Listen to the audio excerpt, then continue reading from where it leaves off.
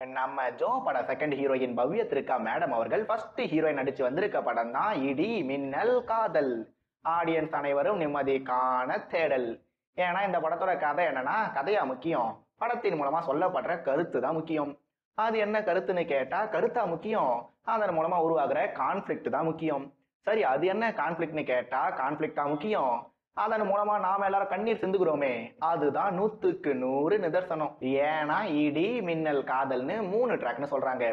இதுல இடியா வர ஒரு பேரு அருள் பாண்டியன், அறிவே இல்லாத பாண்டியன். ஐ மீன் எனக்கு தான் அறிவில்ல. நெக்ஸ்ட் மின்னல் ட்ராக்ல நம்ம ஜெய் ஆதித்யா அவர்கள் ஒரு பர்ஃபார்மன்ஸ் பண்ணிருப்பாரு பாருங்க. நல்ல வேலையா என் கையில தின்னர் பாட்டில் எதுவும் கிடைக்கல. கடைசியா காதல் ட்ராக்ல நம்ம சிபி புவனச்சந்திரன் மற்றும் பவ்யத்திருக்கா 2 பேரும் காதல்ன்ற பேர்ல என்னென்னமோ பண்றாங்க. அதுவும் நம்மளோட சுத்தமாவே கனெக்ட் ஆகல. ஆனா ஒண்ணுங்க, இந்த 3 ட்ராக்கையும் கம்பைன் பண்றேன்னு சொல்லி இவங்க ஒரு வேலை பார்த்துருந்தாங்க பாருங்க. இவங்களோட வேகம் நமக்கு தான் சோகம்.